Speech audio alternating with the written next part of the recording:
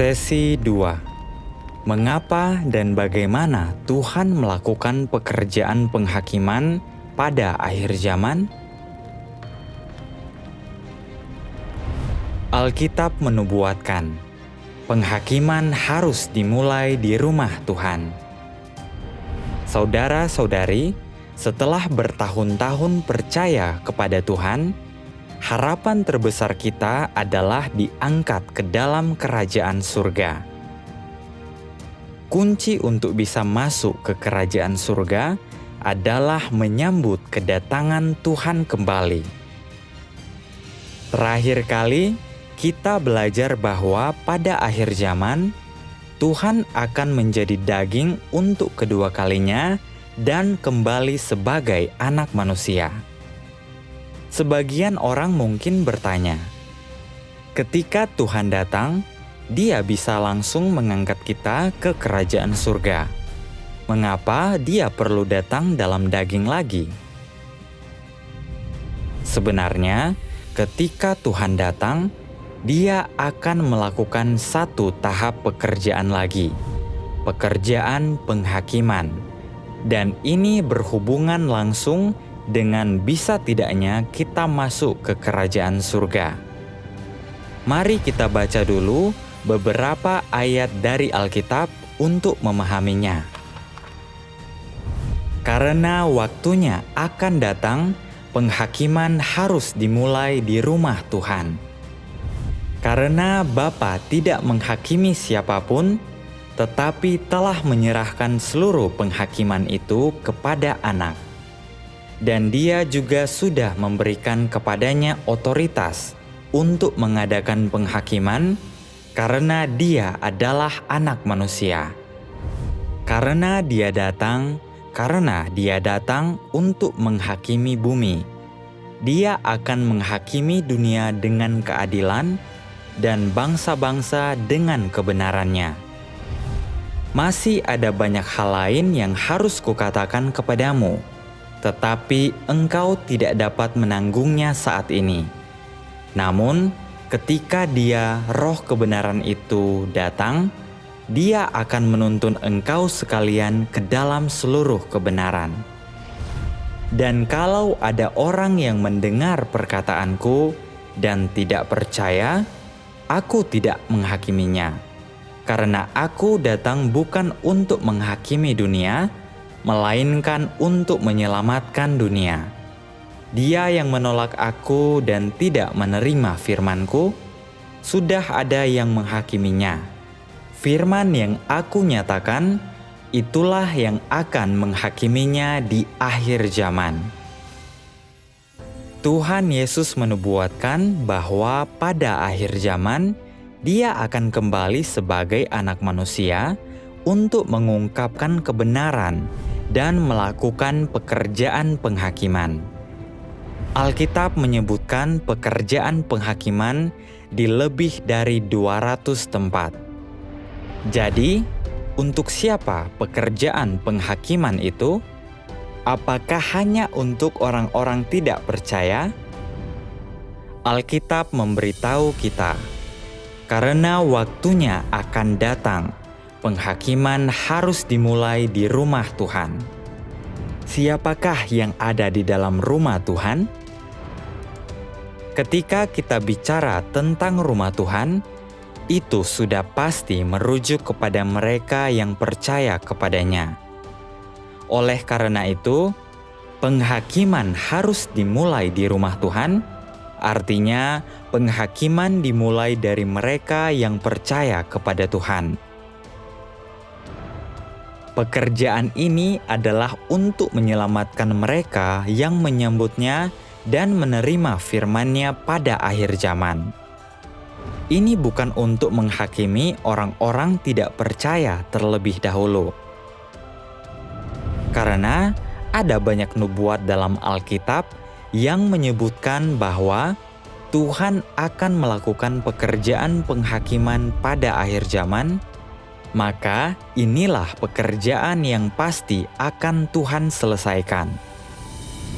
Sebagian orang mungkin merasa bingung dan bertanya, kita telah percaya kepada Tuhan seumur hidup kita, dan dosa-dosa kita telah diampuni. Ketika Tuhan datang, Dia seharusnya langsung mengangkat kita ke kerajaan surga. Mengapa penghakiman masih harus dimulai di rumah Tuhan?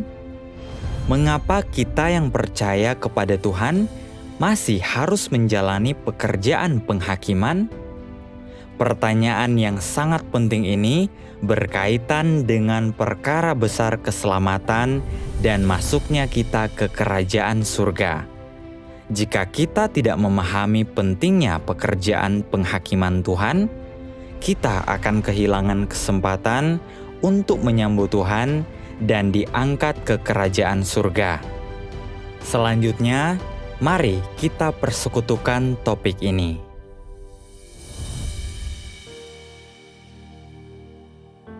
Kenapa kita tidak bisa langsung masuk kerajaan surga setelah percaya Tuhan dan dosa kita diampuni? Mengapa Tuhan masih harus melakukan pekerjaan penghakiman pada akhir zaman? Syarat-syarat untuk masuk kerajaan surga. Jika kita ingin tahu mengapa Tuhan melakukan pekerjaan penghakiman, kita harus terlebih dahulu memahami orang seperti apa yang bisa masuk ke kerajaan surga. Sebagian orang percaya bahwa kita bisa masuk ke kerajaan surga setelah percaya kepada Tuhan dan dosa-dosa kita diampuni. Selama kita membaca Alkitab, berdoa, dan melakukan perbuatan baik, Tuhan pasti akan membawa kita ke kerajaan surga ketika Dia datang. Apakah pandangan ini benar? Untuk masuk ke kerajaan surga, kita harus lebih dahulu tahu syarat-syaratnya. Syarat untuk masuk ke kerajaan surga itu bukan ditentukan oleh manusia. Tuhanlah yang berkuasa atas gerbang kerajaannya. Hanya Tuhan yang punya keputusan akhir. Hanya firman Tuhanlah kebenaran, jalan, dan hidup. Mengenai orang seperti apa yang bisa masuk ke kerajaan surga, mari kita lihat apa yang dikatakan Alkitab. Tuhan Yesus berfirman, "Bukan setiap orang yang memanggilku Tuhan, Tuhan, yang akan masuk ke dalam kerajaan surga, melainkan dia yang mengikuti kehendak Bapa-Ku yang di surga. Banyak orang akan berkata kepadaku di hari itu kelak, 'Tuhan, Tuhan, bukankah kami telah bernubuat demi nama-Mu, telah mengusir setan-setan demi nama-Mu, dan melakukan banyak pekerjaan ajaib demi nama-Mu?' Saat itu aku akan menyatakan kepada mereka, 'Aku tidak pernah mengenalmu. Pergilah daripadaku, engkau yang melakukan kejahatan.' Karena itu jadilah kudus, sebab aku ini kudus. Tanpa kekudusan tidak ada manusia yang bisa melihat Tuhan." Menurut firman Tuhan Yesus, hanya mereka yang menjadi kudus dan mengikuti kehendak Bapa Surgawi yang bisa masuk ke kerajaan surga. Jadi, apa artinya mengikuti kehendak Bapa Surgawi? Artinya, orang tidak lagi berbuat dosa, tidak lagi memberontak atau menentang Tuhan, dan mampu sepenuhnya menaati serta menerapkan firman Tuhan. Jika seseorang percaya kepada Tuhan dan dosa-dosanya diampuni, tetapi mereka masih hidup dalam siklus berbuat dosa dan mengaku dosa, mereka tidak memenuhi syarat untuk masuk ke kerajaan surga. Lalu mengapa mereka tidak bisa masuk? Itu karena pengampunan dosa tidak berarti seseorang telah menjadi kudus. Juga tidak berarti mereka bisa tunduk kepada Tuhan atau mengikuti kehendak Tuhan. Setelah menerima Tuhan dan dosa-dosa mereka diampuni, Bukankah orang masih sering berbuat dosa dan menentang Tuhan? Dosa-dosa orang memang diampuni, tetapi natur dosa mereka tetap ada. Watak rusak mereka tetap ada. Jadi, orang masih hidup dalam dosa. Ini termasuk mengejar ketenaran dan keuntungan, tenggelam dalam kecemburuan dan perselisihan, mengikuti tren jahat, memuja uang dan status, serta menyerang orang, menghakimi orang, menipu orang, dan sebagainya. Terlebih lagi, orang masih bisa menentang Tuhan. Penentangan ini terwujud dalam berbagai cara. Mengeluh tentang Tuhan, meragukannya, menghakiminya, mengutuknya, dan bahkan menghujatnya. Semuanya adalah pengungkapan yang jelas dari sikap menentang Tuhan. Contohnya, ketika pekerjaan Tuhan tidak sejalan dengan gagasan manusia, mereka masih bisa salah paham dan mengeluh tentang Tuhan. Hal ini terutama terlihat jelas dalam sikap mereka terhadap Tuhan yang penuh dengan tipu muslihat. Ketika semua baik-baik saja, mereka secara lisan berterima kasih dan memuji Tuhan. Tetapi begitu bencana alam atau hal-hal buruk terjadi, dan mereka melihat harapan mereka untuk mendapatkan berkat menjadi hancur, mereka mulai mengeluh. Ini menunjukkan bahwa orang masih bisa mengkhianati dan menentang Tuhan. Meskipun dosa-dosa umat manusia diampuni, mereka tetap kotor dan rusak.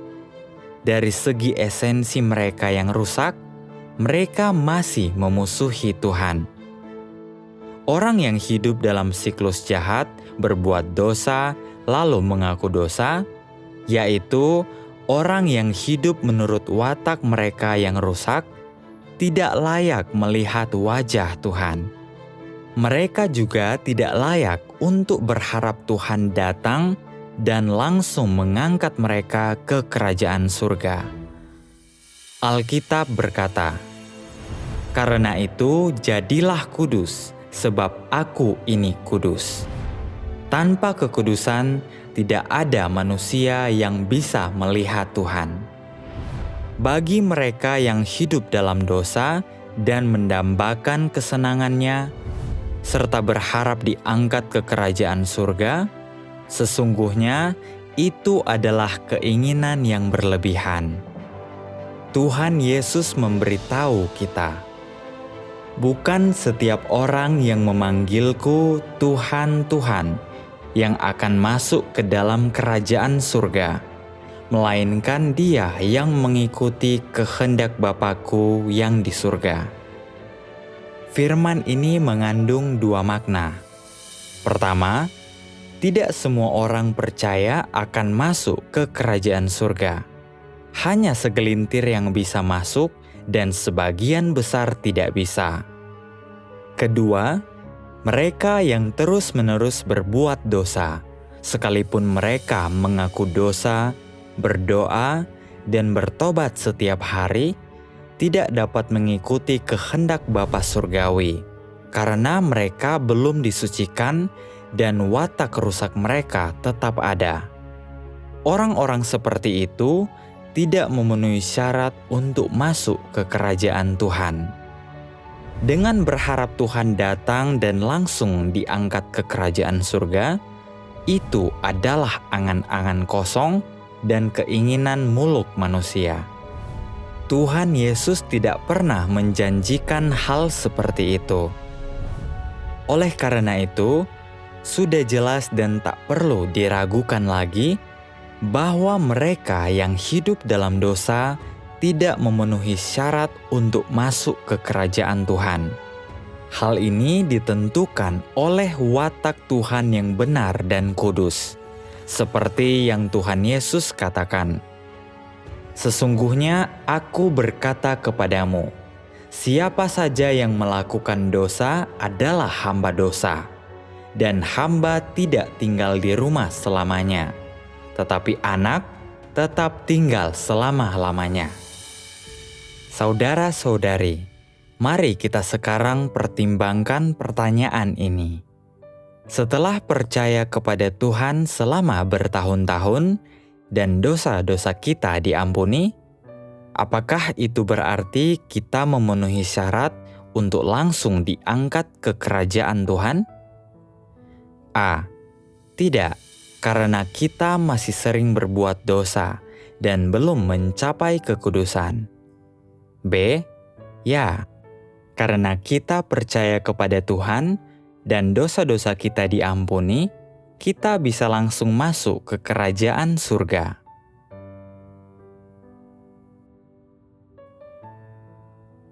Jawaban yang benar adalah A. Tidak, karena kita masih sering berbuat dosa dan belum mencapai kekudusan. Apakah jawabanmu benar? Nah, sampai di sini, sebagian orang mungkin merasa sangat kecewa dan bertanya-tanya, jika demikian dan tidak ada seorang pun yang kudus, apakah itu berarti tidak ada yang bisa masuk ke kerajaan Tuhan? Namun, tidak perlu putus asa.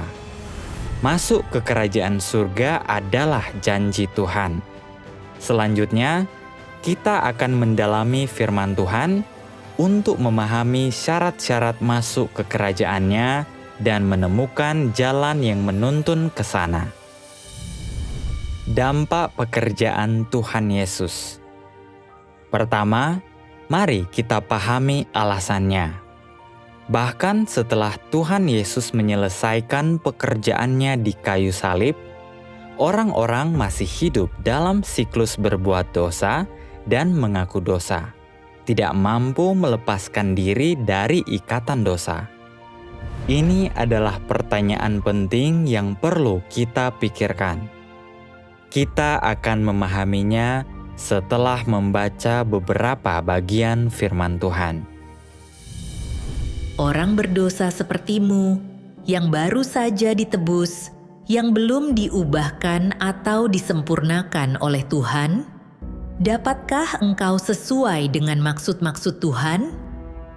Engkau, yang masih dirimu yang lama, memang benar bahwa engkau telah diselamatkan oleh Yesus, dan engkau bukan milik dosa karena keselamatan dari Tuhan, tetapi ini tidak membuktikan bahwa engkau tidak berdosa dan tidak najis. Bagaimana mungkin engkau menjadi suci jika engkau belum diubahkan? Di dalam dirimu, engkau penuh dengan kenajisan, egois dan hina, tetapi engkau masih berharap untuk turun bersama Yesus. Enak betul.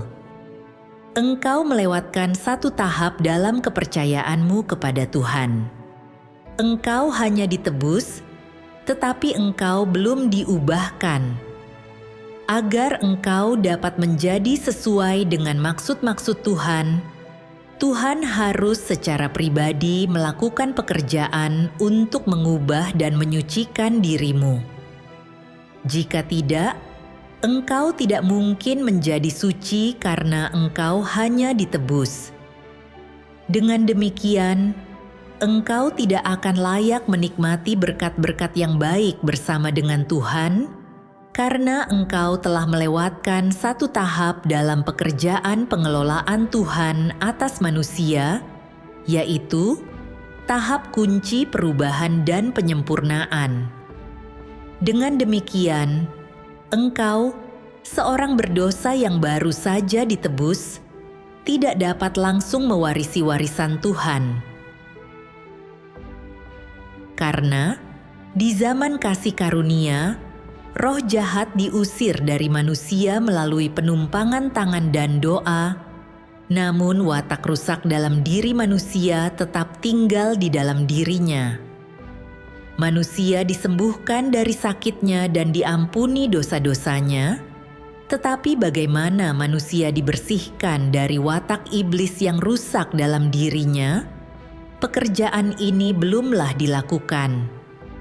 Manusia hanya diselamatkan dan diampuni dosanya karena imannya.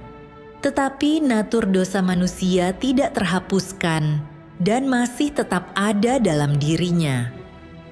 Dosa manusia diampuni karena pekerjaan penyaliban Tuhan, tetapi manusia tetap hidup dalam watak lama iblis yang rusak. Dengan demikian, manusia harus sepenuhnya diselamatkan dari watak rusak iblis, sehingga natur dosa manusia sepenuhnya dibuang dan tidak akan pernah lagi berkembang, sehingga memungkinkan watak manusia berubah. Dari firman ini, jelas bahwa Tuhan Yesus hanya melakukan pekerjaan penebusan, tetapi bukan pekerjaan penyucian dan pengubahan manusia. Akibatnya, ketika orang percaya kepada Tuhan, hanya dosa-dosa mereka yang diampuni, tetapi natur dosa mereka, akar penyebab dosa mereka, tidak diatasi. Inilah yang menjelaskan mengapa orang masih bisa sering berbuat dosa, bahkan setelah dosa-dosa mereka diampuni. Tuhan Yesus disalibkan demi menjadi korban penghapus dosa bagi umat manusia dan menebus kita dari dosa. Tidak seperti pada zaman hukum Taurat, orang tidak lagi perlu mempersembahkan hewan sebagai korban penghapus dosa. Selama orang mengaku dosa dan bertobat kepada Tuhan, dosa-dosa mereka dapat diampuni. Dan mereka tidak lagi dikutuk serta dihukum mati karena melanggar hukum Taurat. Ini membuat mereka memenuhi syarat untuk datang ke hadapan Tuhan dalam doa, serta menikmati kedamaian, sukacita, dan limpahan kasih karunia yang Dia berikan. Inilah arti sebenarnya dari diselamatkan. Oleh karena itu, diselamatkan oleh iman hanya berarti dosa-dosa diampuni dan tidak lagi dikutuk serta dihukum mati oleh hukum Taurat.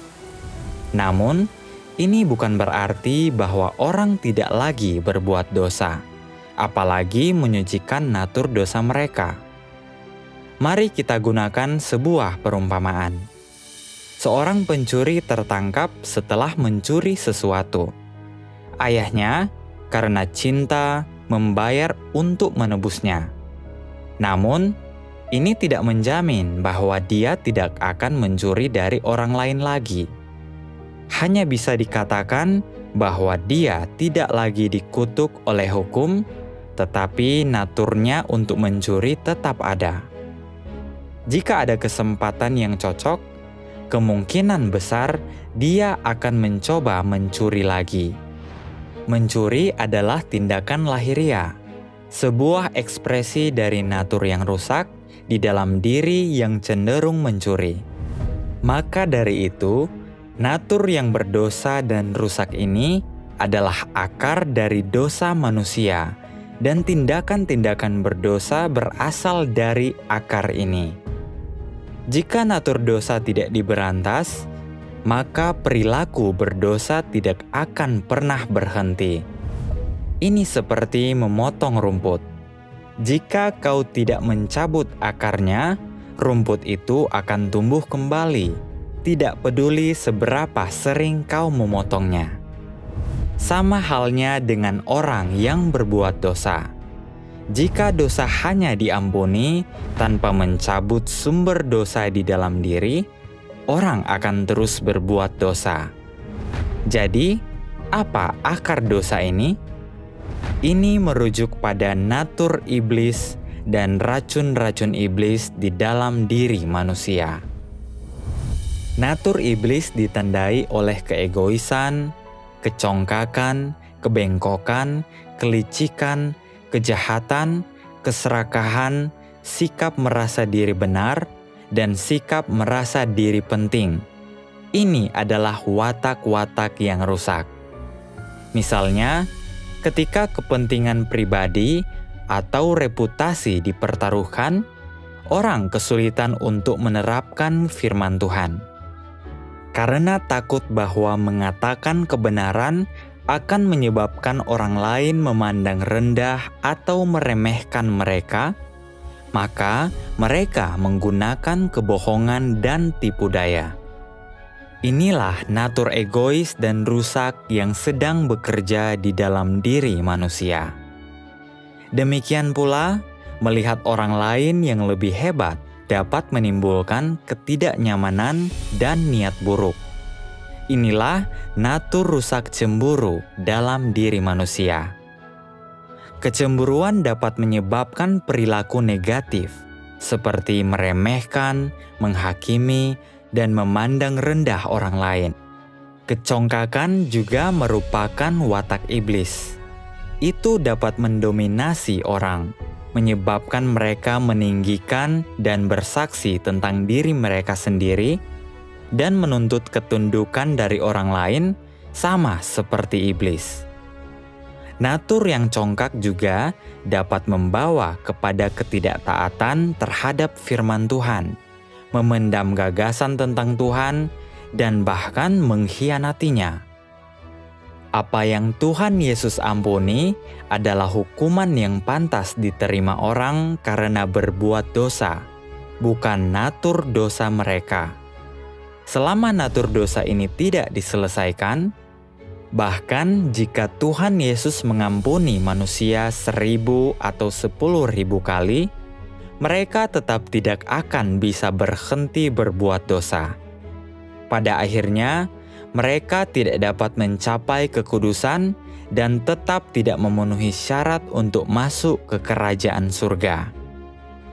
Ini adalah fakta yang harus dihadapi setiap orang percaya. Jadi, dapatkah orang menyelesaikan natur dosa ini sendiri? Misalnya, dapatkah seseorang secara bertahap menghilangkan natur dosa ini dengan lebih banyak membaca Alkitab, lebih banyak menghadiri pertemuan, dan lebih banyak berdoa? Jawabannya jelas tidak. Selama 2000 tahun, tak terhitung banyaknya orang percaya yang saleh telah membaca Alkitab, menghadiri pertemuan, dan berdoa, tetapi siapa di antara mereka yang telah berhenti berbuat dosa? Siapa yang telah membuang watak rusaknya? Tidak seorang pun.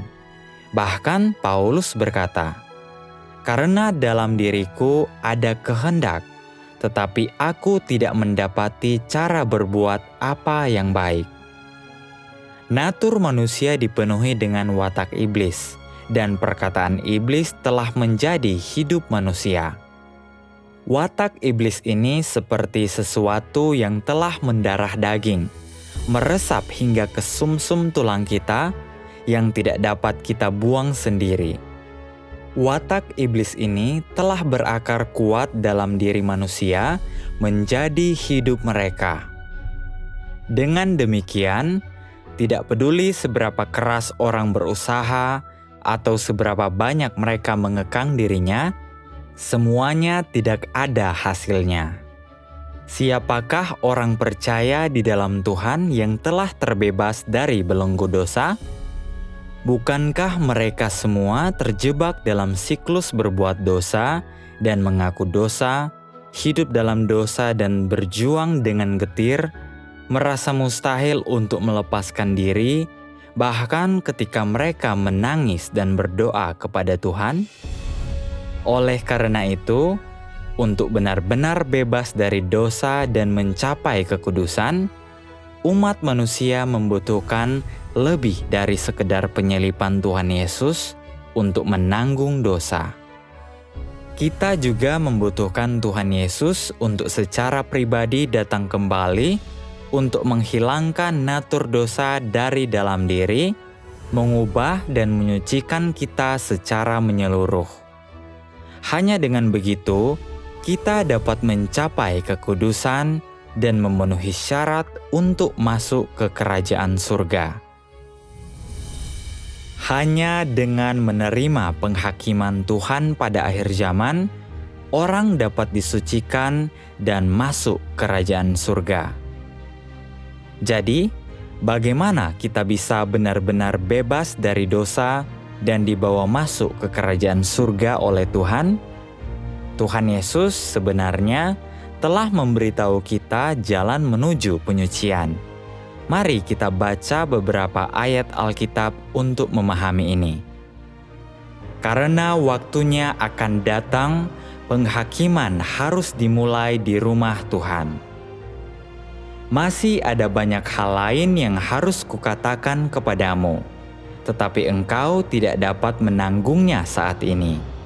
Namun, ketika Dia, Roh kebenaran itu datang, Dia akan menuntun engkau sekalian ke dalam seluruh kebenaran. Sucikanlah mereka dengan kebenaran-Mu. Firman-Mu adalah kebenaran.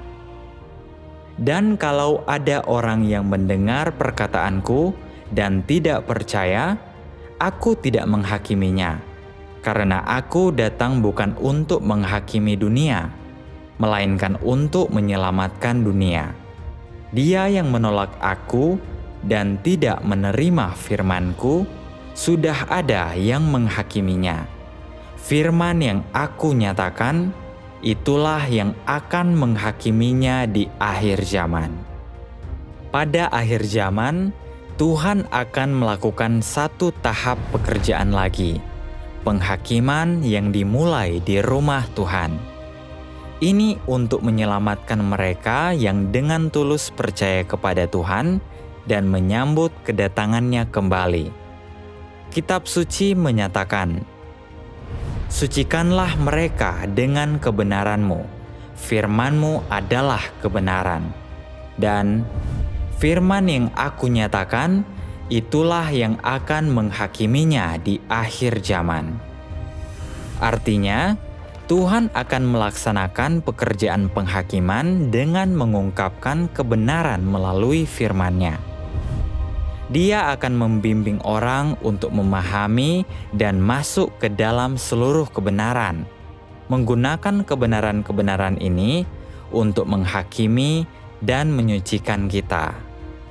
Tujuannya adalah untuk sepenuhnya menyingkirkan natur dosa dari dalam diri kita, memungkinkan orang untuk benar-benar bebas dari dosa, lolos dari pengaruh iblis, dan mencapai keselamatan penuh. Ini mungkin sangat berbeda dari apa yang dibayangkan banyak orang, bukan? Ketika penghakiman disebutkan, orang sering berpikir tentang kutukan dan hukuman. Mereka percaya bahwa ketika Tuhan kembali, Dia akan menghakimi iblis, setan-setan, pelaku kejahatan, dan mereka yang menentang Tuhan.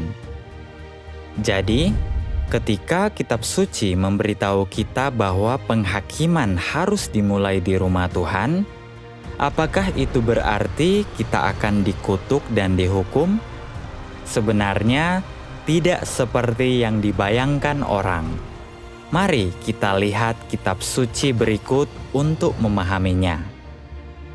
Yang dijaga oleh kuasa Tuhan, oleh iman kepada keselamatan yang siap untuk dinyatakan pada akhir zaman. Jadi, Kristus satu kali dikorbankan untuk menanggung dosa banyak orang, dan kepada mereka yang mencarinya, Dia akan menampakkan diri kedua kalinya tanpa dosa untuk keselamatan. Karena saat penghakiman-Mu datang ke bumi, penduduk dunia akan belajar kebenaran. Kitab suci mengatakan, keselamatan yang siap untuk dinyatakan pada akhir zaman. Dan kepada mereka yang mencarinya, Dia akan menampakkan diri kedua kalinya tanpa dosa untuk keselamatan. Ayat-ayat ini dengan jelas menunjukkan bahwa ketika Tuhan kembali pada akhir zaman, Dia akan membawa bagian lain dari keselamatannya. Keselamatan ini merujuk pada pekerjaan penghakiman melalui firman yang akan Tuhan lakukan ketika Dia kembali pada akhir zaman. Ungkapan tanpa dosa untuk keselamatan, menandakan bahwa ketika Tuhan kembali, Dia tidak akan lagi berfungsi sebagai korban penghapus dosa bagi umat manusia, menanggung dosa-dosa kita, juga tidak akan secara langsung menghukum umat manusia. Sebaliknya, Dia akan melaksanakan pekerjaan penghakiman melalui firman untuk menyucikan dan menyelamatkan semua orang yang dengan tulus menyambut kedatangannya kembali. Pekerjaan ini akan memungkinkan orang untuk benar-benar bebas dari dosa, membuang watak rusak mereka, dan benar-benar melakukan kehendak Tuhan. Dan dengan demikian memenuhi syarat untuk masuk ke kerajaan surga. Dari sini, kita dapat melihat bahwa penghakiman Tuhan melalui firman pada akhir zaman bukanlah kutukan dan hukuman. Sebaliknya, pekerjaan penghakiman Tuhan pada akhir zaman adalah tahap yang paling krusial dan penting dalam pekerjaannya untuk menyelamatkan umat manusia.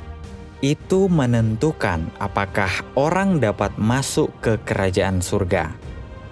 Jika orang melewatkan tahap pekerjaan yang krusial ini dan tidak menerima penghakiman Tuhan pada akhir zaman, mereka tidak dapat disucikan.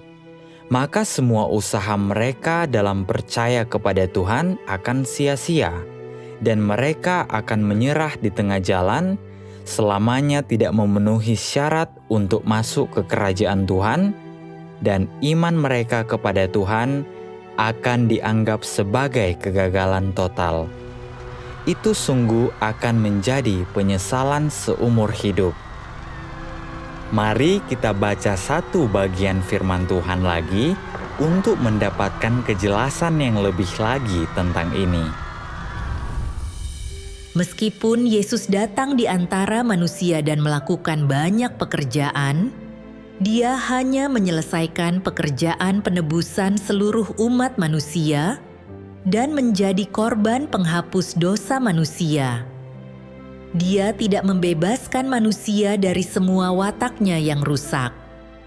Menyelamatkan manusia sepenuhnya dari pengaruh iblis tidak hanya mengharuskan Yesus menjadi korban penghapus dosa dan menanggung dosa manusia, tetapi juga mengharuskan Tuhan untuk melakukan pekerjaan yang bahkan lebih besar untuk membebaskan manusia sepenuhnya dari wataknya yang telah dirusak oleh iblis. Jadi, setelah manusia diampuni dari dosa-dosanya, Tuhan datang kembali menjadi daging untuk memimpin manusia memasuki zaman yang baru, serta memulai pekerjaan hajaran dan penghakiman. Pekerjaan ini telah membawa manusia ke dalam alam yang lebih tinggi. Semua orang yang tunduk di bawah kekuasaannya akan menikmati kebenaran yang lebih tinggi dan mendapatkan berkat yang lebih besar. Mereka akan benar-benar hidup dalam terang dan mendapatkan kebenaran, jalan, dan hidup. Pekerjaan Tuhan Yesus adalah pekerjaan penebusan. Selama kita percaya kepadanya, dosa-dosa kita diampuni. Namun, karena natur dosa kita belum dibersihkan, kita masih tidak bisa berhenti berbuat dosa dan terus hidup dalam dosa. Oleh karena itu, pada akhir zaman, kita harus menerima pekerjaan penghakiman. Melalui pekerjaan ini, kita dapat dibersihkan dari natur dosa kita, tidak lagi terikat oleh dosa, dan mampu berhenti berbuat dosa. Hanya dengan begitu, kita akan memperoleh kebebasan sejati dan masuk ke kerajaan Tuhan. Bukankah ini sebuah tingkatan yang lebih tinggi?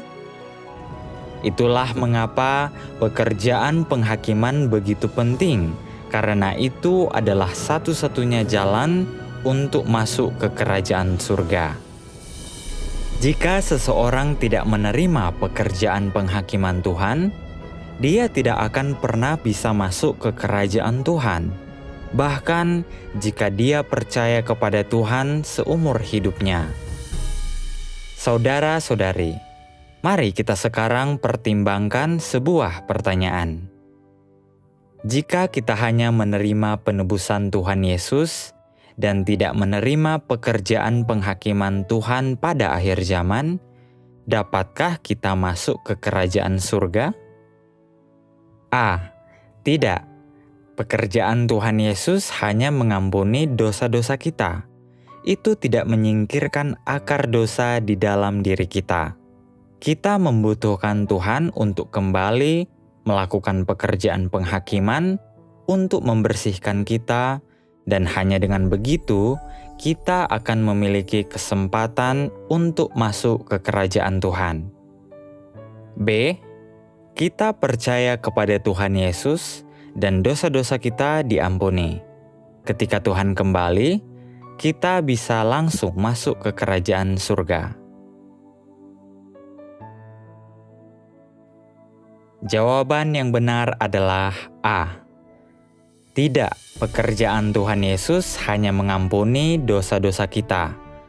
Itu tidak menyingkirkan akar dosa di dalam diri kita. Kita membutuhkan Tuhan untuk kembali melakukan pekerjaan penghakiman untuk membersihkan kita. Dan hanya dengan begitu, kita akan memiliki kesempatan untuk masuk ke kerajaan Tuhan. Apakah jawabanmu benar?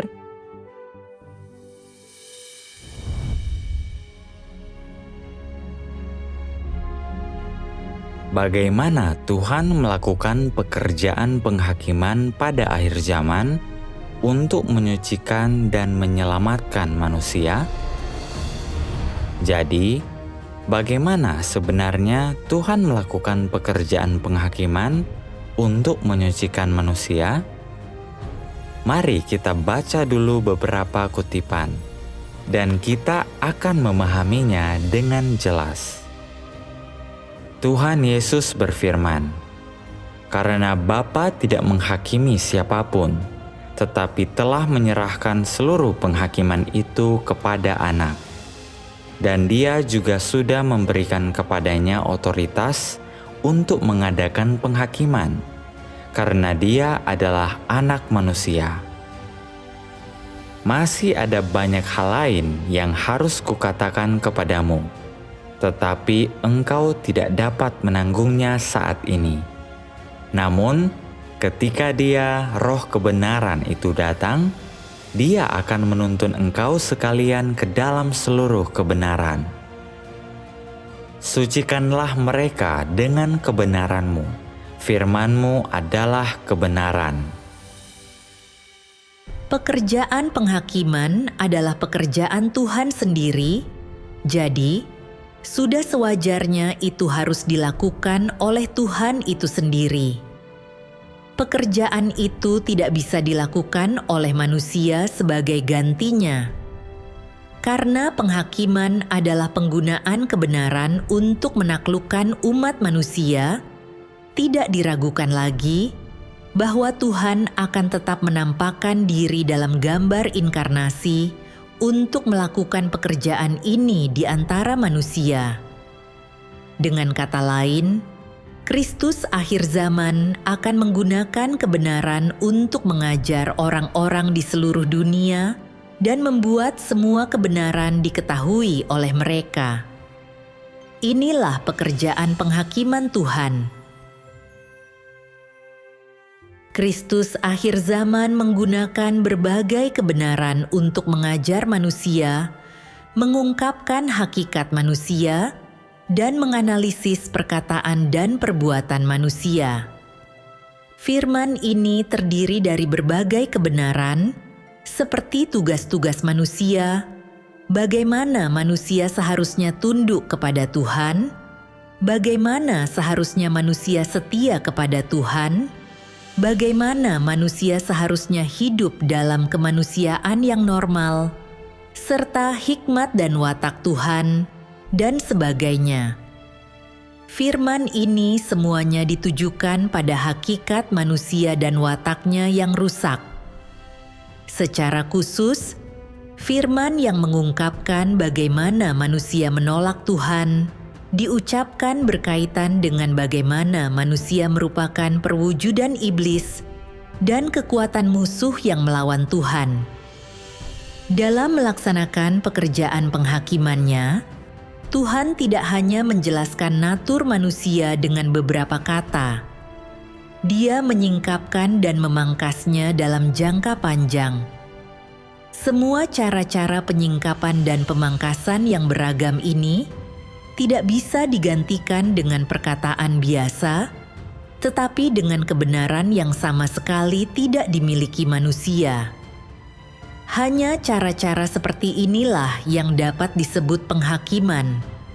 Hanya melalui penghakiman jenis inilah manusia bisa ditundukkan dan diyakinkan sepenuhnya tentang Tuhan, dan bahkan memperoleh pengenalan yang sejati akan Tuhan. Yang dihasilkan oleh pekerjaan penghakiman adalah pemahaman manusia tentang wajah Tuhan yang sejati dan kebenaran tentang pemberontakannya sendiri. Pekerjaan penghakiman memungkinkan manusia untuk mendapatkan banyak pemahaman akan maksud-maksud Tuhan, tujuan pekerjaan Tuhan, dan misteri-misteri yang tidak dapat dipahami olehnya.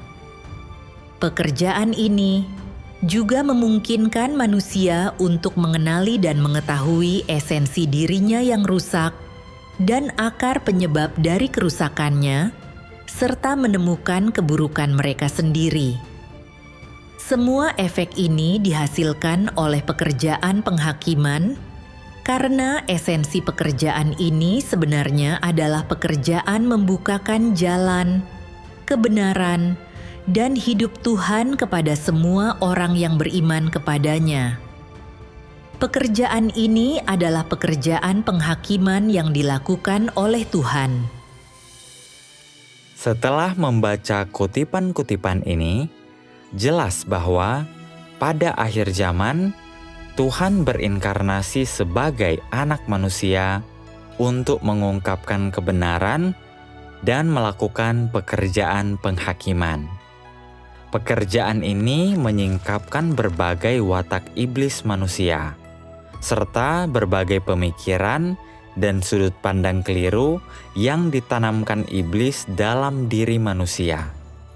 Setiap firman dari Tuhan memiliki otoritas, dan hanya Tuhan yang dapat memeriksa lubuk hati manusia, menyingkapkan setiap perwujudan dari watak rusak kita, kecongkakan, kelicikan, dan kejahatan kita.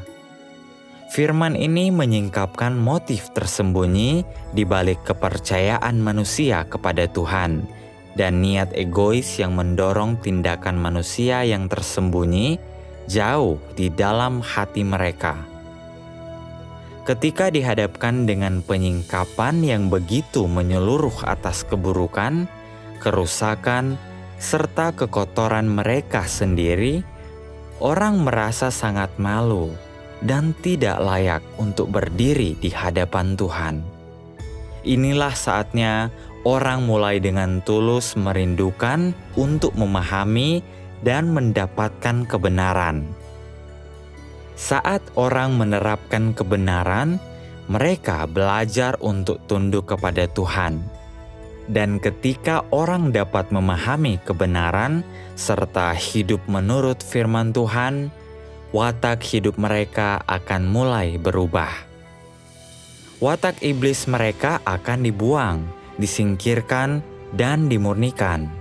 Hal-hal ini akan sepenuhnya dienyahkan dari hati mereka.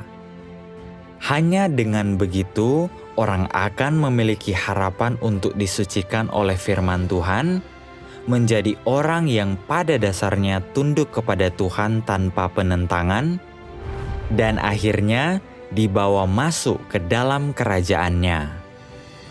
Inilah proses disucikan oleh firman Tuhan. Oleh karena itu, pekerjaan penghakiman tidak terjadi dalam sekejap, juga tidak terjadi dalam 1 atau 2 hari, seperti yang mungkin dibayangkan sebagian orang. pada akhir zaman, Tuhan akan secara pribadi menjadi daging untuk mengungkapkan banyak firman guna melakukan pekerjaan penghakiman, menggunakan firman untuk menyingkapkan kerusakan manusia dan menunjukkan kepada manusia jalan untuk membuang watak rusak mereka. Proses Tuhan menjadi daging untuk melakukan pekerjaan penghakiman ini adalah proses mengungkapkan kebenaran itu sendiri. Ini memungkinkan orang untuk merenungkan dan mengenal diri mereka sendiri sesuai dengan firman Tuhan, sehingga dapat membuang watak rusak mereka dan mampu untuk benar-benar tunduk serta menyembah Tuhan, menjadi orang-orang yang diselamatkan sepenuhnya oleh Tuhan. Pada dasarnya, ketika Tuhan kembali menjadi daging untuk mengungkapkan kebenaran, Dia sedang melakukan pekerjaan penghakiman untuk menyelamatkan manusia. Jika orang tidak menerima kebenaran yang Dia ungkapkan atau tidak mendengarkan suaranya, mereka tidak akan pernah bisa menyambut Tuhan. Tuhan harus melakukan pekerjaan ini karena seluruh umat manusia yang rusak memiliki natur yang menentangnya. Watak rusak ini adalah akar dari pemberontakan manusia terhadap Tuhan, dan ini adalah hal yang paling sulit untuk diselesaikan. Ini hanya dapat diselesaikan melalui penghakiman dan hajaran firman Tuhan yang digabungkan dengan ujian dan pemurnian. Itulah sebabnya orang harus menerima pekerjaan penghakiman Tuhan untuk mencapai ketundukan yang sejati, penyembahan yang sejati, dan keselamatan penuh. Untuk lebih mudah memahaminya, kita bisa umpamakan pekerjaan penghakiman Tuhan ini seperti seorang pasien yang pergi ke dokter. Ketika seorang pasien tiba di rumah sakit, dokter tidak langsung melakukan operasi atau memberikan obat. Pertama, mereka harus mendiagnosis penyakitnya untuk menentukan pengobatan yang tepat. Pekerjaan penghakiman Tuhan juga sama. Dia pertama-tama mengungkapkan kebenaran untuk menunjukkan kepada manusia tentang mana perilaku mereka yang berdosa dan menentangnya, seperti berbohong, cemburu, congkak, merasa diri benar, dan sebagainya. Kemudian, Dia memberitahu manusia cara menyelesaikan watak-watak rusak ini, dan akhirnya Dia menunjukkan kepada manusia cara untuk hidup dalam keserupaan dengan manusia sejati. Dengan membaca firman Tuhan, manusia secara bertahap menemukan jalan untuk bebas dari dosa dan mencapai penyucian. Proses penghakiman Tuhan sama seperti proses dokter mengobati pasien. Tuhan menggunakan kebenaran, firman-Nya sebagai obatnya.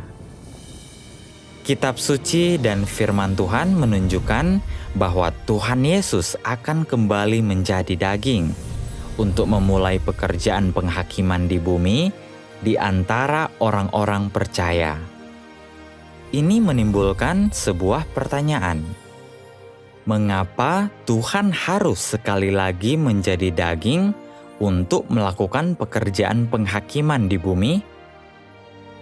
Hanya dengan menjadi daging dan datang ke bumi, Tuhan dapat memiliki kontak yang nyata dan langsung dengan manusia, berbicara kepada mereka dan mempersekutukan kebenaran dengan mereka kapan saja, di mana saja, mengungkapkan dan menghakimi manusia sesuai dengan watak rusak yang mereka singkapkan, serta menyiram, menggembalakan, dan mendukung manusia sesuai dengan kebutuhan mereka, menyampaikan kepada manusia maksud dan tuntutan Tuhan yang jelas. Ini memungkinkan manusia untuk mendengar firman Tuhan dengan telinga mereka sendiri, untuk benar-benar memahami kebenaran yang Dia ungkapkan. Bukankah ini cara yang paling bermanfaat bagi manusia untuk mendapatkan kebenaran dan keselamatan? Terlebih lagi, ketika Tuhan menjadi daging sebagai pribadi yang biasa dan normal, bisakah manusia memiliki gagasan? Bisakah mereka memberontak? Tentu saja. Ketika manusia menentang Dia yang tampak seperti orang biasa ini, bahkan jika mereka tidak mengatakan apa-apa dan mencoba menyembunyikannya, Tuhan dapat melihat ke dalam hati mereka. Dia pun akan secara langsung dan lugas menyingkapkan apa yang tersembunyi di dalam diri manusia. Oleh karena itu, Tuhan yang menjadi daging adalah cara terbaik untuk menyingkapkan pemberontakan dan penentangan manusia yang sangat bermanfaat untuk pekerjaan penghakiman. Jika Roh Tuhan berbicara langsung kepada manusia, mereka pasti akan ketakutan. Lalu, bagaimana manusia bisa membuka hati mereka kepada Tuhan dan berkomunikasi dengannya? Bagaimana mereka bisa memahami kebenaran? Di hadapan Roh, siapa yang berani memberontak atau menentang? Tidak ada seorang pun. Manusia akan gemetar, jatuh tersungkur ke tanah karena takut. Jika manusia dilumpuhkan oleh rasa takut, bagaimana natur sejati mereka bisa disingkapkan? Bukti apa yang akan digunakan untuk menghakimi manusia? Oleh karena itu, pekerjaan Roh tidak dapat menggali dan menyingkapkan keadaan sejati manusia, sehingga tidak dapat menyelesaikan pekerjaan penghakiman. Sebaliknya, Tuhan yang menjadi daging dapat mencapai hasil yang jauh lebih baik. Bukankah begitu?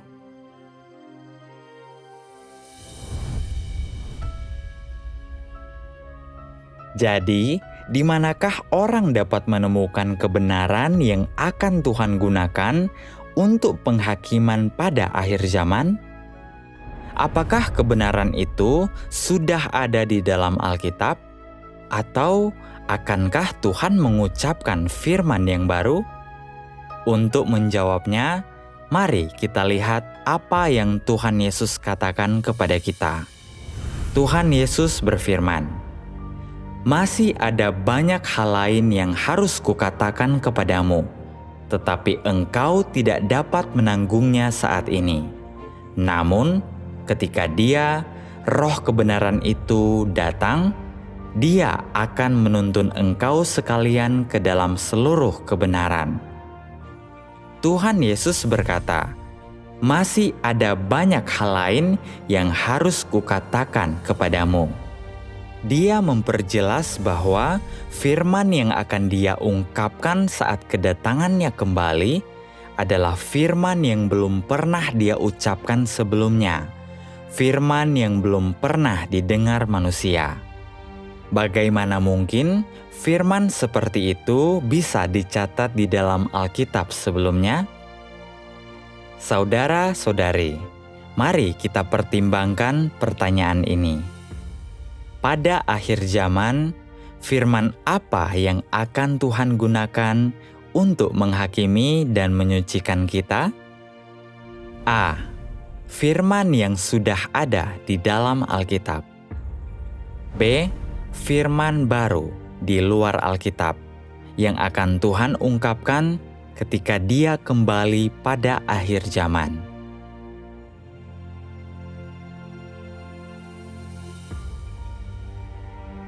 Jawaban yang benar adalah B. Firman baru di luar Alkitab yang akan Tuhan ungkapkan ketika Dia kembali pada akhir zaman. Apakah jawabanmu benar?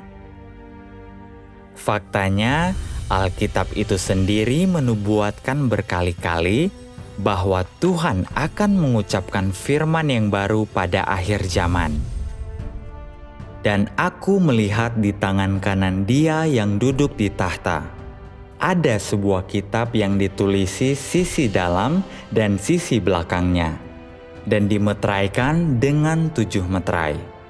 Dan tidak ada manusia di surga atau di bumi, maupun di bawah bumi, yang bisa membuka kitab itu, atau melihat ke dalamnya. Lalu salah seorang dari tua-tua itu berkata kepadaku, "Jangan menangis. Lihatlah, singa dari suku Yehuda, tunas Daud, telah menang, sehingga ia dapat membuka kitab itu dan melepaskan ke-7 meterainya. Namun engkau, wahai Daniel, rahasiakanlah semua firman itu dan segelah kitab itu hingga akhir zaman. Akan ada banyak manusia yang menyelidikinya, sehingga pengetahuan pun akan bertambah."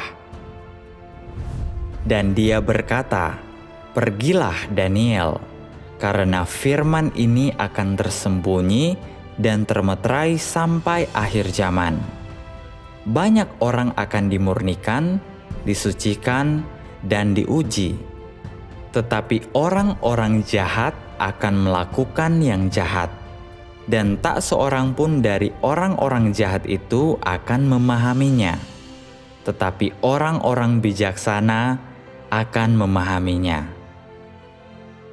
Ayat-ayat ini dengan jelas menyatakan bahwa ketika Tuhan datang kembali, Dia akan membuka sebuah gulungan kitab.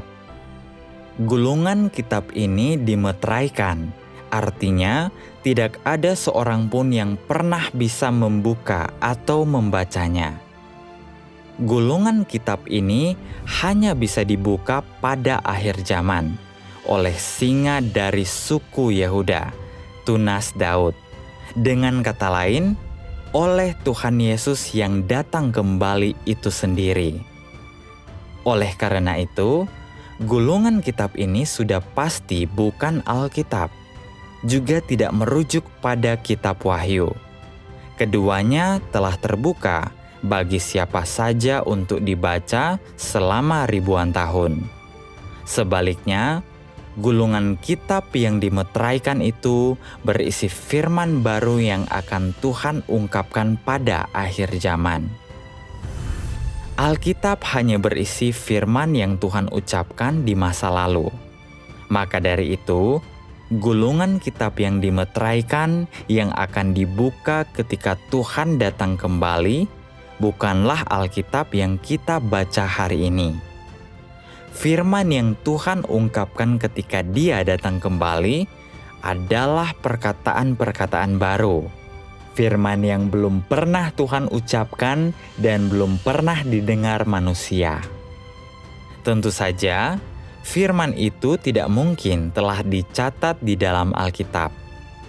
Oleh karena itu, ketika Tuhan Yesus kembali pada akhir zaman, Dia akan mengungkapkan firman yang baru, membuka gulungan kitab yang dimeteraikan, dan melakukan pekerjaan penghakiman untuk menyucikan kita. Ini seharusnya memperjelas bahwa jalan untuk masuk ke kerajaan surga itu nyata dan praktis. Ini bukan sekedar masalah dosa-dosa diampuni, lalu langsung diangkat ke dalam kerajaan. Ini adalah angan-angan dan jauh dari kenyataan. Jika orang ingin dibawa ke dalam kerajaan surga, langkah paling krusial adalah menerima penghakiman dan hajaran Tuhan, mencari firman baru yang Tuhan ungkapkan pada akhir zaman, dan menerapkannya. Hanya dengan cara ini, watak rusak mereka dapat disucikan, dan mereka dapat menjadi orang yang benar-benar mengikuti kehendak Tuhan. Hanya dengan begitu, mereka akan memenuhi syarat untuk mewarisi janji-janji Tuhan dan masuk ke dalam kerajaan-Nya.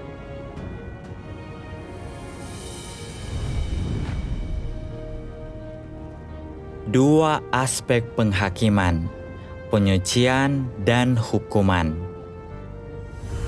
Sementara Tuhan menggunakan kebenaran untuk menghakimi dan menyucikan mereka yang menerima firman-Nya, bagaimana Dia menghakimi yang lainnya?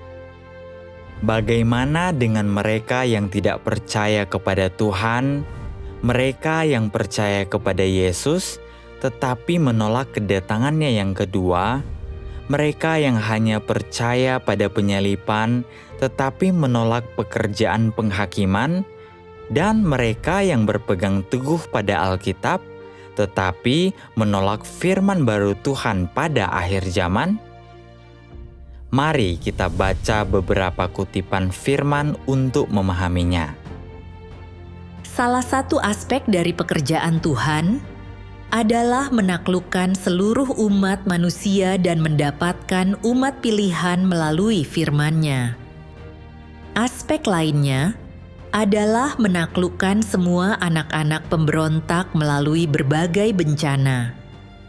Inilah salah satu bagian dari pekerjaan Tuhan yang berskala besar. Hanya dengan cara inilah kerajaan di bumi yang diinginkan oleh Tuhan dapat tercapai sepenuhnya, dan inilah bagian dari pekerjaannya yang merupakan emas murni. Segala bencana akan terjadi susul-menyusul. Semua negara dan tempat akan mengalami bencana, wabah, kelaparan, banjir, kekeringan, dan gempa bumi di mana-mana.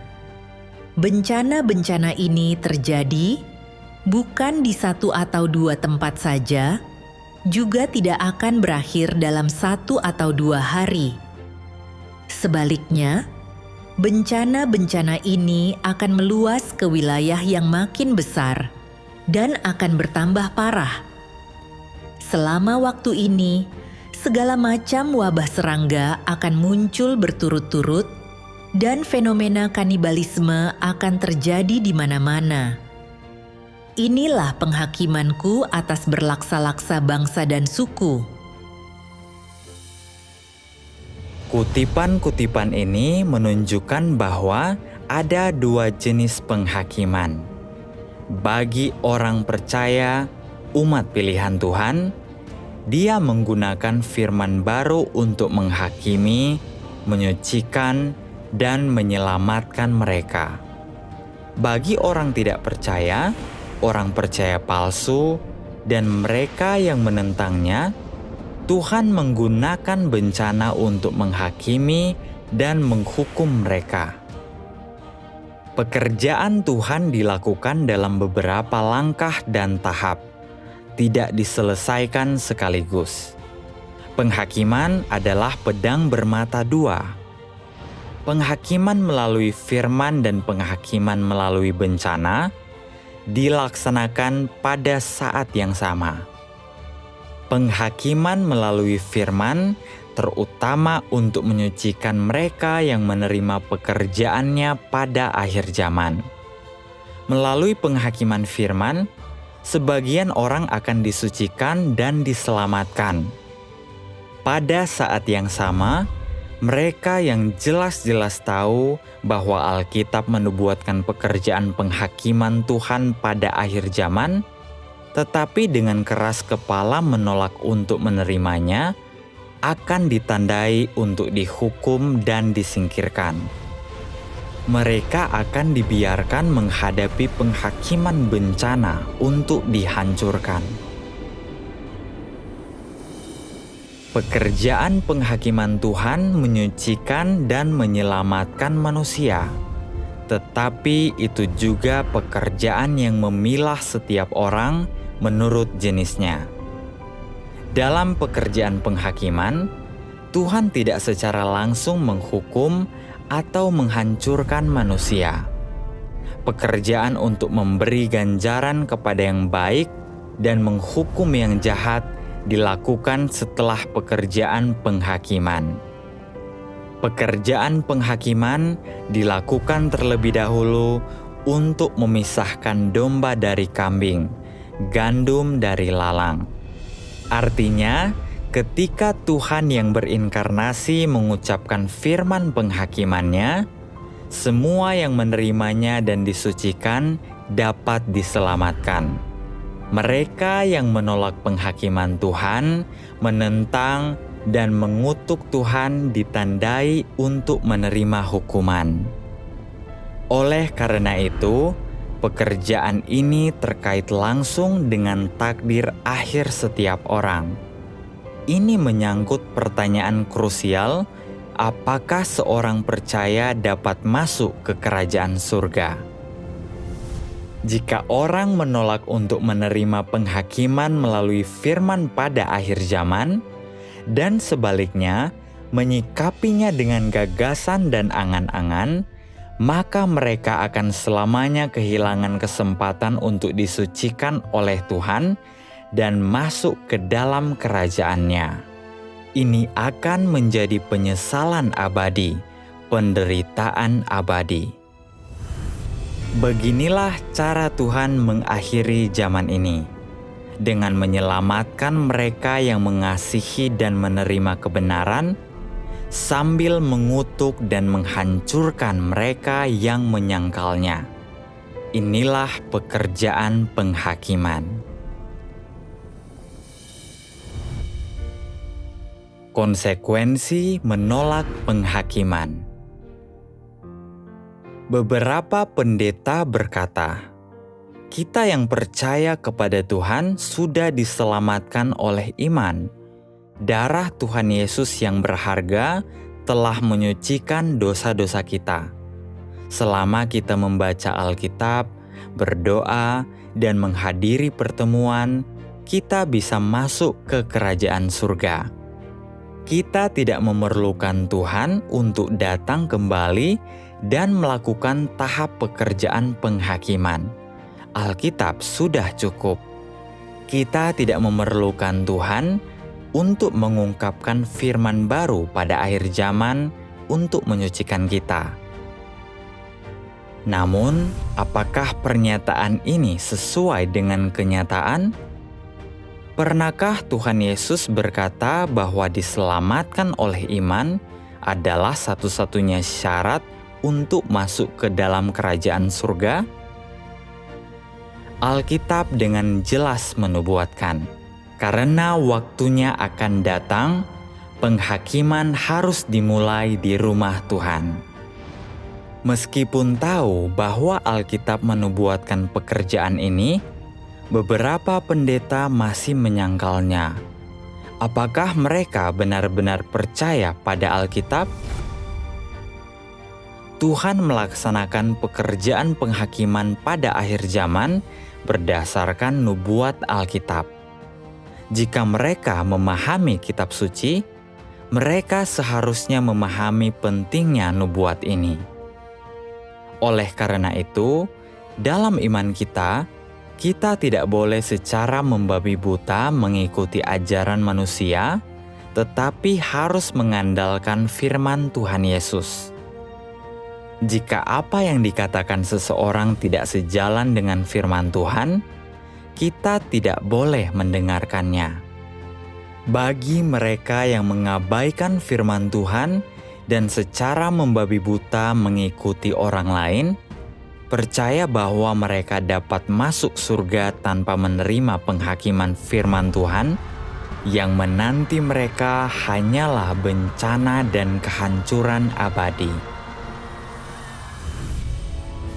Pekerjaan penghakiman adalah tahap paling krusial dan paling mendasar dalam pekerjaan Tuhan untuk menyelamatkan umat manusia. Hanya dengan menerimanya, seseorang dapat menjadi pemenang sebelum bencana dan mendapat bagian dalam kerajaan surga.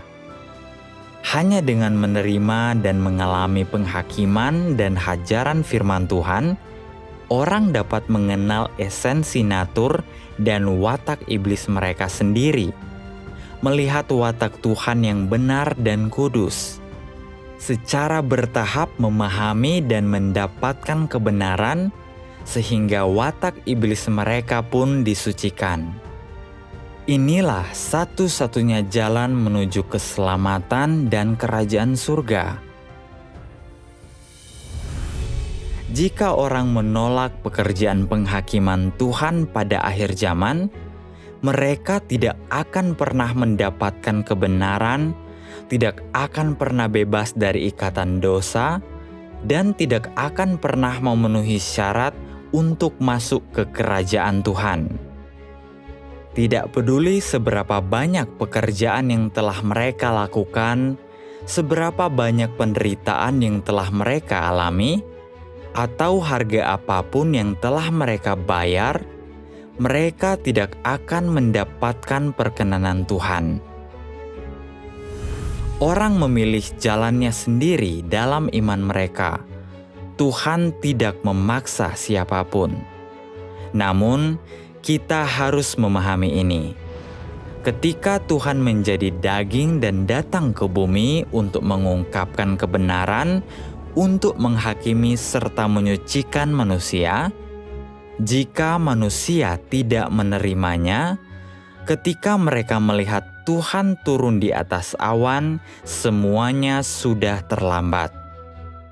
Pada saat itu, pekerjaan penghakiman telah berakhir, dan Tuhan akan memberi ganjaran kepada yang baik dan menghukum yang jahat. Pada saat itu, bahkan jika orang dipenuhi dengan penyesalan, Tuhan tidak akan mengulangi pekerjaan ini untuk mereka. Pada akhir zaman, jika orang melewatkan penghakiman melalui firman yang dilakukan oleh Tuhan yang menjadi daging, mereka akan melewatkannya selamanya. Watak Tuhan tidak berbelas kasihan terhadap siapapun yang gagal mengikuti jejak langkahnya.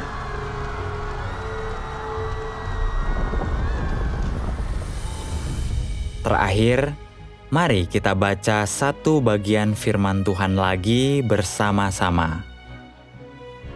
Pekerjaan penghakiman adalah pekerjaan Tuhan sendiri, jadi sudah sewajarnya itu harus dilakukan oleh Tuhan itu sendiri. Pekerjaan itu tidak bisa dilakukan oleh manusia sebagai gantinya.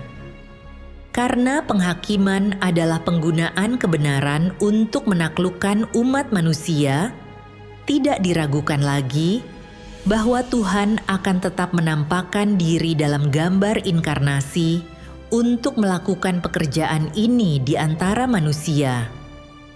Dengan kata lain, Kristus akhir zaman akan menggunakan kebenaran untuk mengajar orang-orang di seluruh dunia dan membuat semua kebenaran diketahui oleh mereka. Inilah pekerjaan penghakiman Tuhan. Banyak orang memiliki perasaan yang tidak enak tentang inkarnasi Tuhan yang kedua, karena manusia sulit mempercayai bahwa Tuhan akan menjadi daging untuk melakukan pekerjaan penghakiman. Meskipun demikian, aku harus mengatakan kepadamu bahwa pekerjaan Tuhan seringkali sangat melampaui perkiraan manusia dan sulit bagi pikiran manusia untuk menerimanya. Karena manusia hanyalah belatung di atas bumi, sedangkan Tuhan adalah yang maha tinggi yang memenuhi alam semesta. Pikiran manusia mirip dengan lubang air kotor yang hanya menghasilkan belatung, sedangkan setiap tahap pekerjaan yang diarahkan oleh pemikiran Tuhan adalah kristalisasi hikmat Tuhan. Manusia selalu berusaha melawan Tuhan, yang tentang itu aku berkata bahwa sudah jelas siapa yang akan menderita kekalahan pada akhirnya. Aku menasihati engkau semua agar tidak menganggap dirimu lebih berharga daripada emas. Jika orang lain bisa menerima penghakiman Tuhan, mengapa engkau tidak bisa? Apakah engkau jauh lebih tinggi di atas orang lain? Jika orang lain bisa menundukkan kepala di depan kebenaran, mengapa kau tak bisa melakukannya? pekerjaan Tuhan memiliki momentum yang tak terhentikan. Dia tidak akan kembali mengulangi pekerjaan penghakiman hanya karena sumbangsihmu, dan engkau akan dipenuhi dengan penyesalan karena membiarkan kesempatan baik seperti ini berlalu. Jika engkau tidak mempercayai firman-Ku, tunggu saja takhta putih yang besar di langit itu memberimu penghakiman. Engkau harus tahu bahwa semua orang Israel menolak dan menyangkal Yesus, tetapi fakta penebusan Yesus bagi umat manusia tetap meluas ke seluruh alam semesta dan sampai ke ujung-ujung bumi. Bukankah ini adalah fakta yang Tuhan capai sejak dahulu? Jika engkau masih menantikan Yesus untuk membawamu ke surga, kukatakan bahwa engkau adalah sepotong kayu mati yang keras kepala. Yesus tidak akan mengakui orang percaya palsu sepertimu, yang tidak setia pada kebenaran dan hanya mencari berkat. Sebaliknya, Dia tidak akan menunjukkan belas kasihan saat melemparkanmu ke dalam lautan api untuk dibakar selama puluhan ribu tahun lamanya.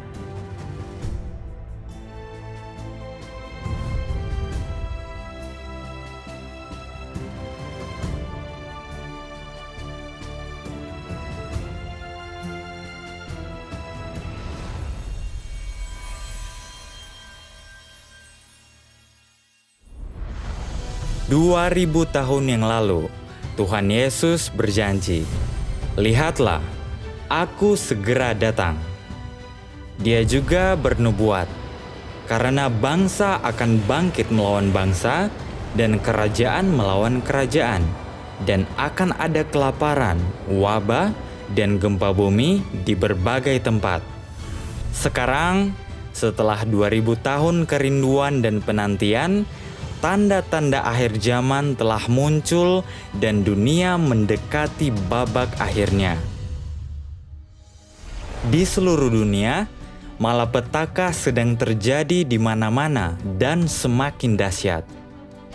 Gempa bumi melanda tanpa peringatan, kekeringan membuat tanah retak, banjir menghanyutkan rumah dan kehidupan, dan kebakaran hutan yang dahsyat mengubah hutan dan kota menjadi abu. Sementara itu, wabah penyakit telah berlangsung selama bertahun-tahun, dan peperangan terus-menerus pecah dan meningkat. Ini adalah waktu yang sangat krusial bagi Tuhan untuk datang. Apakah engkau siap menyambut kedatangannya kembali? Apakah engkau ingin menjadi gadis-gadis yang bijaksana, yang siap sedia menyambut mempelai laki-laki? Tuhan Yesus berfirman, "Domba-dombaku mendengarkan suaraku." Apakah engkau ingin belajar cara mengenali suara Tuhan dan tidak melewatkan kedatangannya kembali? Apakah engkau ingin memiliki hikmat untuk membedakan Kristus yang benar dari yang palsu? Ketika Tuhan datang, kita semua ingin masuk ke dalam kerajaan Tuhan. Namun, apa sajakah syarat untuk masuk ke dalam kerajaan Tuhan? Alkitab menubuatkan lebih dari 200 kali tentang penghakiman yang menanti kita masing-masing. Bagaimana Tuhan akan menghakimi orang-orang percaya dan orang-orang yang tidak percaya? Apa hubungan antara penghakiman dan tujuan akhir kita? Sejak awal hingga sekarang, Tuhan telah berperang melawan iblis untuk menyelamatkan umat manusia selangkah demi selangkah dari dosa. Pernahkah ada yang memberitahumu bahwa Tuhan memiliki rencana pengelolaan 6.000 tahun untuk menyelamatkan umat manusia? Bagaimana Tuhan akan menyelesaikan rencana pengelolaannya dan membawa kita ke tempat tujuan yang indah? Ini bukan sekedar pelajaran Alkitab biasa. Di sini, Kami akan mengungkapkan semua misteri yang belum pernah engkau dengar sebelumnya. Di sini, engkau akan belajar lebih banyak kebenaran daripada yang pernah diajarkan di gereja. Di sini, engkau akan menemukan perlindungan selama malapetaka besar. Di sini, engkau akan mengetahui bagaimana Tuhan akan mewujudkan kerajaannya di bumi. Hari Tuhan sudah dekat. Di saat-saat seperti ini, keraguan bisa berakibat fatal. Tidak ada yang menyangka bahwa kemarin adalah hari terakhir mereka. Sungguh menyedihkan melihat banyak orang yang memiliki rencana untuk hari esok yang tidak pernah terwujud. Tak terhitung banyaknya orang yang telah kehilangan nyawa sebelum mereka sempat mencari kebenaran. Bagi kita yang masih memiliki hari ini, masih ada kesempatan untuk mendengar suara Tuhan. Kita tidak tahu apa yang akan terjadi esok, tetapi Tuhan tahu. Dan Dia memberimu jalan keluar, sebuah jalan menuju kehidupan, menuju kedamaian, dan menuju kerajaannya. Datanglah selagi masih ada waktu.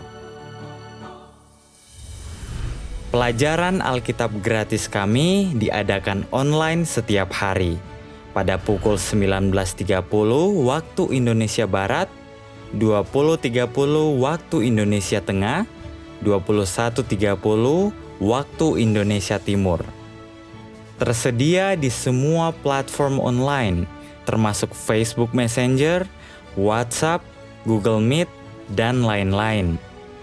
Atau hubungi kami di 62813 2496 9600 untuk mengetahui lebih detail.